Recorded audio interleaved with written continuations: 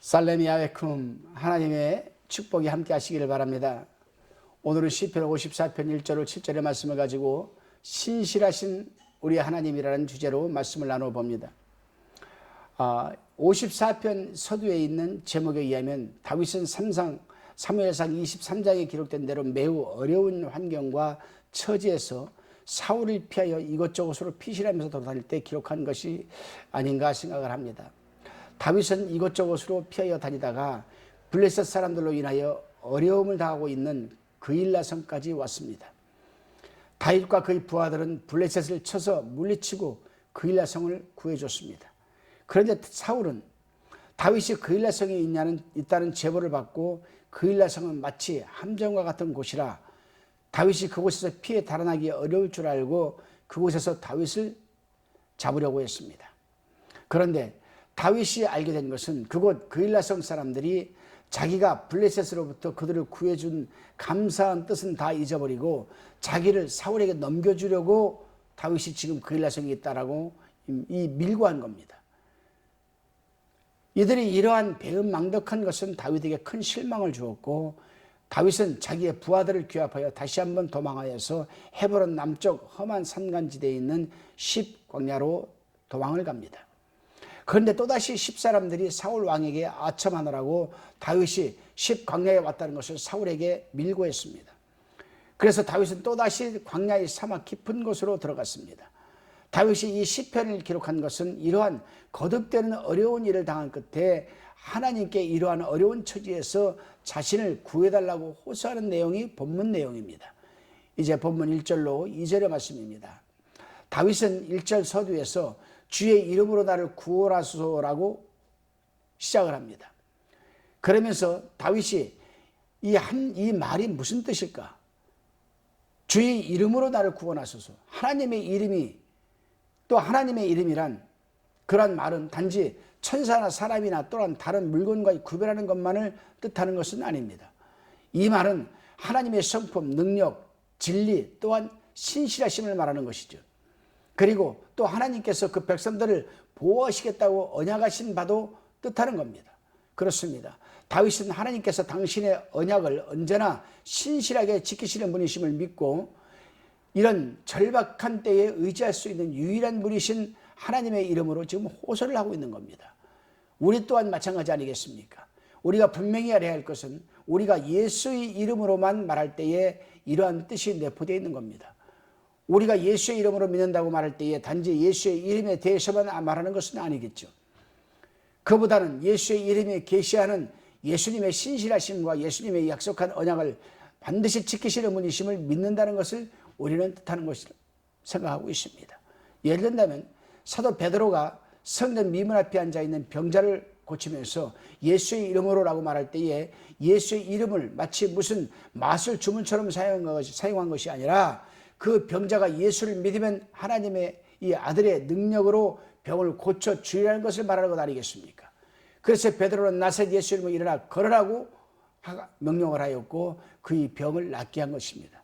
다시 말하면 베드로가 말한 예수의 이름이란 말은 그러므로 내가 너에게 말하노니 무엇이든지 내 이름으로 구하는 것은 받은 줄로 믿으라. 그리하면 너에게 그대로 되리라고 한 언약 속에 담겨있는 병 고치는 능력을 말한 것입니다. 그러므로 다윗이 1절 서두에서 하나님이여 주의 이름으로 나를 구원하소서라고 한 말은 하나님의 능력을 믿고 있음을 뜻한 것이고 동시에 우리에게 기도하는 방법도 가르쳐 주신 것입니다. 그래서 우리가 기도할 때에 예수의 이름으로 기도합니다라고 하는 것도 그런 차원에서 하는 것 아니겠습니까? 다시금 본문 3절로 4절의 말씀입니다. 다윗이 당하고 있는 곤경은 분명히 위에서 말한 역사적인 사건과 관련되어 있는 것인데 3절과 4절을 주의 깊게 읽어보면 아주 대조적입니다. 그래서 주의 깊게 읽어보라고 셀라를 붙여놓았습니다. 셀라라는 말은 주의 깊게 살펴봐서 주의 깊게 읽어보라는 뜻입니다. 3절에 보게 되면 다윗이 하나님을 자기 앞에 두지 아니한 자들이 소액에 대해서 불평을 하고 있습니다. 그런데 이와는 대조적으로 4절에서는 하나님은 나를 돕는 자라고 말하고 있습니다. 한쪽 사람들은 하나님을 무시하고 하나님 없이 무슨 일이나 하려고 합니다. 그러나 다른 한쪽 사람들은 하나님의 능력으로서만 모든 일이 성취될 것을 믿고 있다는 얘기입니다. 그렇습니다, 여러분. 우리가 교회에서 신앙생활을 하다 보면은 다 같이 교회를 다니고 다 같이 하나님을 섬기는데 살아가는 삶의 영역을 들여다보면 신앙과 삶의 영역이 갈라지는 모습을 우리는 볼 수가 있습니다. 어떤 사람은 철저히 하나님 말씀에 순종하면서 하나님의 인도하심에 따라 살아가는 반면에 어떤 사람은 교회 나올 때에는 하나님을 의식하지만 교회 문 밖에 나서면 하나님과는 상관이 없는 삶을 살아가는 모습을 볼 수가 있다는 것이죠. 즉 자신의 지혜와 지식 그리고 자신의 살아온 삶의 경험을 내세워서 살아가는 사람이 있는 겁니다. 여러분은 어느 쪽에 서 있습니까? 이 부분은 참으로 중요한 부분입니다. 한번 심도 있게 우리 자신을 돌아볼 필요가 있습니다. 오늘 하루 여러분들의 지식과 지혜와 살아온 삶의 경험을 내워서 하루를 시작하지 마시고 철저히 하나님의 이름으로 성령의 감동과 인도하심으로 말씀에 순종하는 삶으로 하루를 살아내시기를 주님의 이름으로 축원드립니다. 다시금 본문 5절로 7절까지의 나눔입니다. 5절에 보게 되면 사랑이 없고 복수심이 강하게 나타나는 말로서 예수님께서 내 원수를 사랑하라고 하신 교훈과는 정반대되는 말씀입니다. 그러나 우리는 여기에서 두 가지 주의할 점이 있습니다. 다윗이 적에 대하여 복수심을 갖는 것은 다윗이 아니고 그에게 필요하겠다고 생각하는 일을 하시는 하나님이시라는 사실입니다. 그래서 사도 바울은 이에 대하여 말하기를 원수 갚는 것이 내게 있으니 내가 갚으리라고 주께서 말씀하시냐라고 말하고 있는 겁니다. 그렇습니다, 여러분. 우리는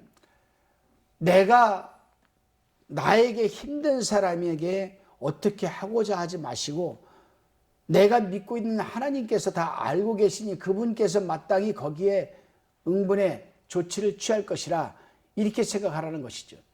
두 번째로는 다윗이 주의 성실하심으로 저희를 멸하소서라고 하였는데 이것은 사도 바울이 에베소 교인들에게 경계할 때에 불을 내어도 죄를 짓지 말며라는 말과는 같은 말이기도 하지만 다른 말이기도 해요. 이게 뭔 말이냐 하면은 하나님의 영광을 위하여는 또 하나님의 영광을 위하여 또 하나님의 영광을 위해서 그렇게 일어나는 분노와 자기의 위신을 만족시키기 위해 내는 분노는 분명히 다른 것 아니겠습니까? 다른 사람이 우리에게 악을 행했을 때에 그것을 하나님의 진리와 선하신 법도대로 갚으려고 할 때에는 우리는 하나님의 뜻을 중심 삼고 살게 되는 것은 마땅한 겁니다. 때가 되면 하나님께서 갚아주실 것이기 때문입니다. 그렇습니다. 하나님께서는 우리가 어떠한 어려움도 당하지 않게 하시겠다라고 약속하시지 않으셨습니다. 우리는 때로는 상대로 인하여 곤경에 처하기도 하고 어려움을 겪기도 합니다. 여기서 우리는 깨달아야 할 것이 있습니다. 그것은 어려움을 당함으로써 또 어려움을 당함으로써만 하나님의 뜻과 사랑을 깨달을 수가 있는 일이 많다는 사실입니다. 그래서 시편 119편 71절을 보게 되면 고난당한 것이 내게 유익이라 이로 인하여 내가 주의 율례를 배우게 되었나이다라고 기록하고 있는 것 아니겠습니까? 그렇기 때문에 우리에게 그 어떤 어려움에 처하게 되면은 그렇게 상황을 만든 상대를 미워하고 복수할 것이 아니라 그런 것은 하나님께 맡겨놓고 하나님께서 나에게 또 어떤 깨달음을 주시는구나 라고 생각하면서 우리 자신을 돌보아야 됩니다. 그렇게 되면 자신을 어려움에 빠뜨린 상대는 하나님의 필요에 의해서 사용했기 때문에 응당히 하나님께서 때가 되면 갚아주실 것이고 나에게는 신앙의 성숙함으로 채워주시는 줄 믿으시기를 바랍니다. 기도드리시겠습니다. 주님,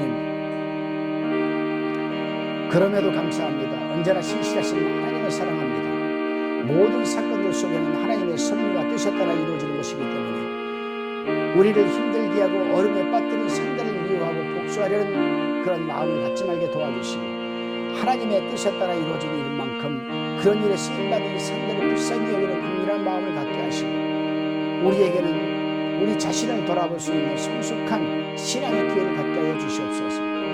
언제나 감사드리며 예수님의 이름으로 기도드리옵나이다.